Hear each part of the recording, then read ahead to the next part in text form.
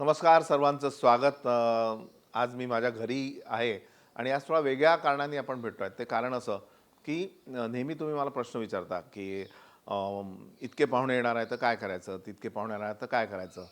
पण हॉस्पिटॅलिटी हा असा प्रकार आहे की जो सगळ्या सेक्टरमध्ये कामी येऊ शकतो. की कोणी आपल्याकडे पाहुणे आल्यानंतर त्याला कुठल्या पद्धतीने कमीत कमी वेळेची बचत करून आणि कमीत कमी मेहनत करून आपण किती छान प्लीज करू शकतो. आज आमच्याकडे एक पाहुणे येणार आहेत. ते जपानहून येत आहेत आणि त्यांच्याकडे वेळ कमी आहे आणि सकाळी त्यांना ब्रेकफास्टला बोलावलं. तर ब्रेकफास्टला बोलावल्यानंतर त्यांना असं वाटलं पाहिजे की हो बाबा, मजा आली यांच्याकडे जाऊन. तर चला, मी पहिले काय करतो की मी काय करणार आहे ते दाखवतो आणि नंतर त्यांना कशा टाईपनी आम्ही सर्व केलं हे सुद्धा दाखवतो. आणि चला सुरुवात करू आपण. दरवाजापासून घेऊ.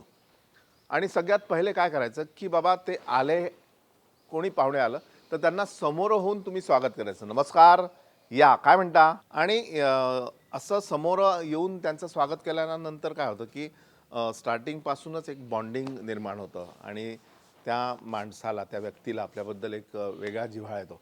आणि गेल्याबरोबर पहिले आता पाहुणे हे कुठल्या प्रकारचे आहेत, तुम्हाला अगदी आतपर्यंत न्यायचं आहे की बाहेरच्या बैठकीत बसवायचं आहे. शक्यतो 1 किंवा 2 बैठकी असतात, नसतील एकच बैठक असेल तर त्यांना पहिले गेल्याबरोबर पाणी ऑफर करा, ते पण छान पद्धतीने.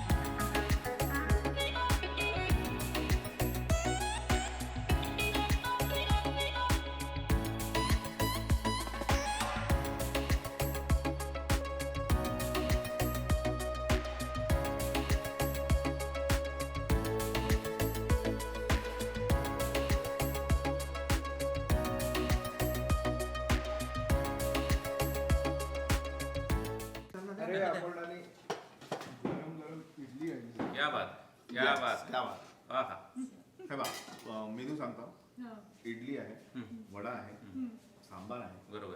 उकडपेंडी आहे, ऐक गं. हां, आणि बाकी हे सगळं आहे. कांद्याची चटणी पण आहे, दही आहे.